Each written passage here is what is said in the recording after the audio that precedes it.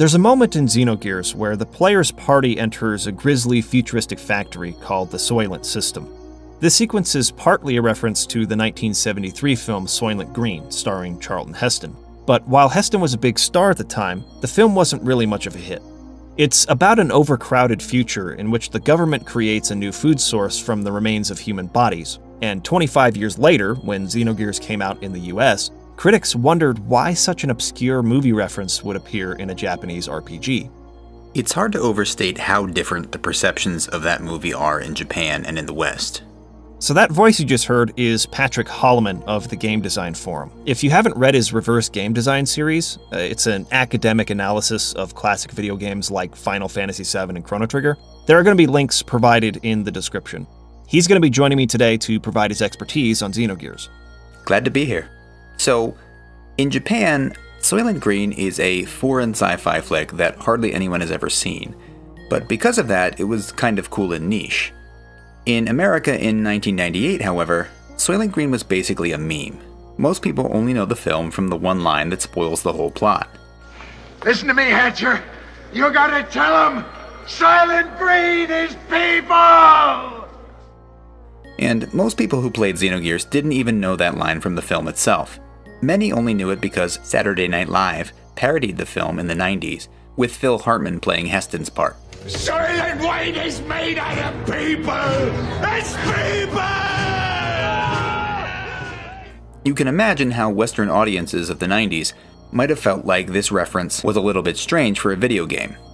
Strange and obscure references like that aren't only intended to construct a niche experience, one which certainly led to Xenogears' status as a cult classic. They're also essential to obtaining a complete understanding of the game's core theme. Xenogears' mythology was founded on the philosophies of Sigmund Freud, Carl Jung, Friedrich Nietzsche, and Karen Horney, and was also greatly influenced by the work of Arthur C. Clarke.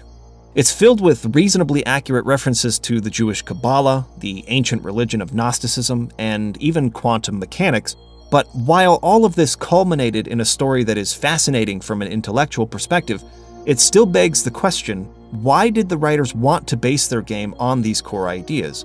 What was it they were trying to say with Xenogears?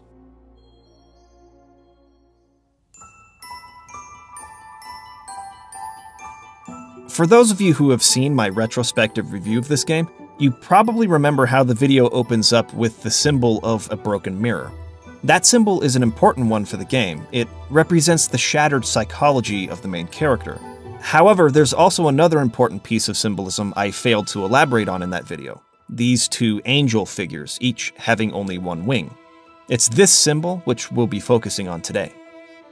The symbol is first encountered early in the game when the player visits Nisan, which serves as the headquarters for a major religious sect in the world of Xenogears.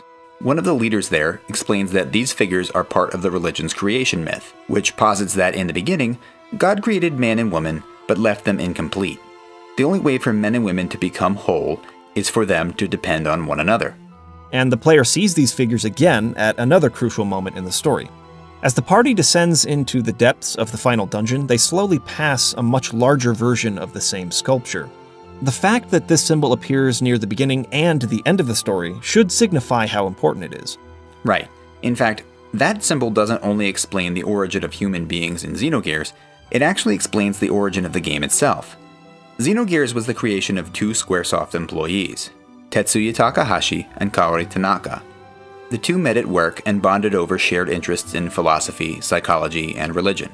Eventually, they even got married, and somewhere along the way, they decided that they should write a story together. Takahashi said that he wanted to write about an assassin with multiple personalities. Tanaka said she wanted to write about a woman who gives birth to a new race of human beings. Those two ideas acted as the launching point for Xenogears, and somehow the final script had to get from the birth of a new mankind to the life of a dissociative killer. They also wanted to put their other shared interests into the story. It had to include ideas from Jewish mystical tradition, Freudian psychoanalysis, Jungian psychology, Gnostic teachings, Nietzschean philosophy, and abundant references to science fiction classics like Childhood's End and Soylent Green. However, the most important thing to note is that Takahashi and Tanaka knew they wanted all of this in the story before they began writing. When it was time to devise the plot, the process worked a lot like a puzzle, except they didn't know what the finished portrait should even look like. Working under such constraints forced them to be creative, and if you've ever wondered why the plot of Xenogears is so original and oftentimes confusing, these constraints played a large role in that. Step 1 in assembling the puzzle of Xenogears' plot was for Takahashi and Tanaka to figure out what all of those interests had in common. What theme do Freudian and Jungian psychology, Gnosticism, and the Kabbalah all share? The connection that Takahashi and Tanaka made is that all these schools of thought claim to provide a path towards becoming whole, either in a spiritual or a psychological sense. Now, I want to state up front that we don't pretend to be experts on Freud or Jung or the Kabbalah. We're just going to look at Xenogears' interpretation of these ideas as they show up in the game. And in doing that, we're actually going to break down Xenogears' plot into all its individual conflicts. There are a lot of them, but each one gives us a different look at the theme of becoming whole. So if you were ever confused about what exactly is going on in the game, this section will hopefully clear that up for you. But be warned, there are a lot of spoilers coming up. So the full backstory of Xenogears is spread across both the game and its companion book, Perfect Works. That story takes place over an insane amount of time, and to try to make sense of it, we've arranged the conflicts by the time scale on which they occur. For example, the biggest underlying conflict in the story takes place on a timescale of 10,000 years. In this branch of the story, scientists of a future civilization created the Zohar modifier, a source of unlimited energy. They installed the Zohar modifier into an interplanetary war machine called Deus. When the Zohar modifier was turned on, it connected to a higher dimension and absorbed a being known as the Wave Existence. The Wave Existence is essentially a part of God as he exists in the Xenogears universe. After this happened, Deus became self-aware and rebelled against its creators. Deus' final attack is what we see in the opening cinematic of the game. As a last-ditch attempt to destroy the weapon system and save humanity, the captain of the ship which holds Deus' body activates the self-destruct, blowing Deus to pieces. Over the next 10,000 years, the Deus system tries to become whole by growing and absorbing new biological parts, which are the humans, demi-humans, and monsters that populate the planet. This storyline is a science fiction retelling of the ancient religion of Gnosticism. In the theology of Gnosticism, or at least the parts of it that appear in Xenogears, the material universe is an imperfect place created by accident. An emanation from the spiritual universe entered the material universe as the demiurge, or an imperfect god of the physical world. The Wave Existence represents the benign spiritual god, while Deus, who holds the Wave Existence captive and uses it as a power source, represents the corrupt demiurge. The Wave Existence wants to become whole again by returning to the rest of himself in a higher dimension. Deus wants to become whole by consuming all life on the planet to serve as replacement parts for its body. The conflict between Deus and the Wave Existence drives everything else in the game.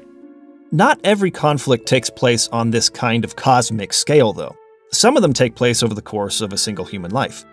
The main character of Xenogears, Fei Fong Wong, was horrifically abused as a child and witnessed the death of his mother firsthand.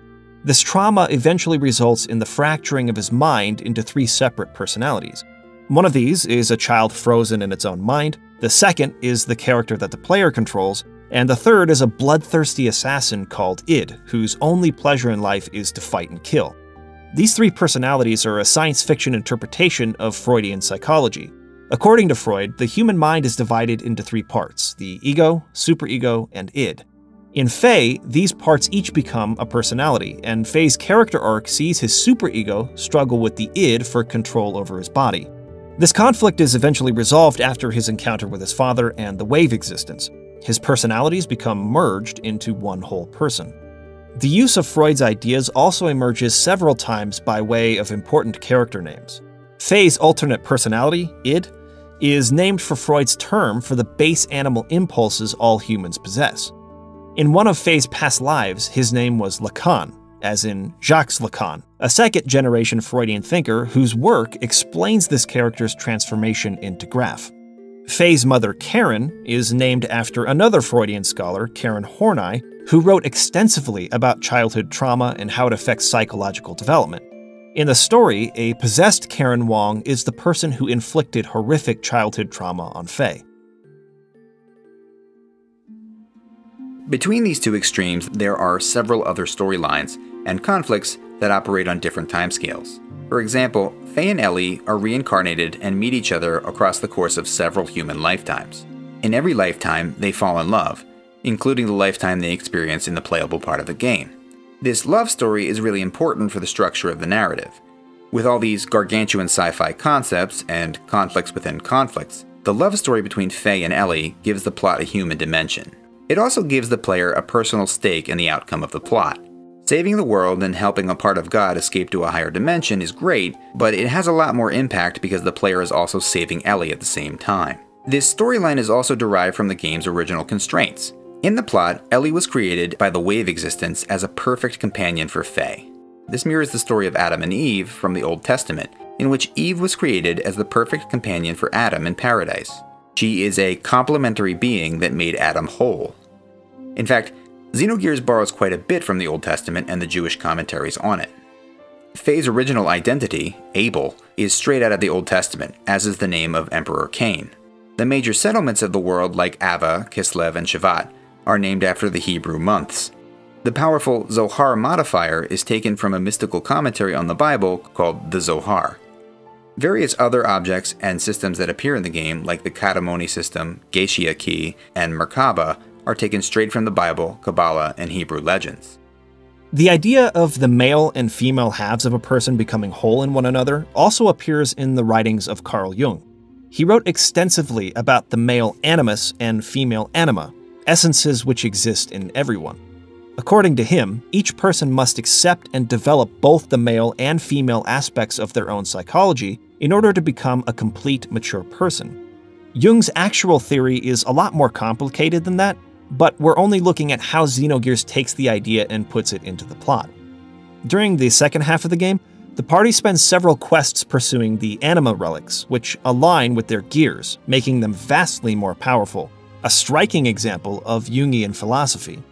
A slightly more meaningful example might be Ellie's speech, explaining that her relationship with Faye is what gives her the strength to be the new leader of the Nissan sect.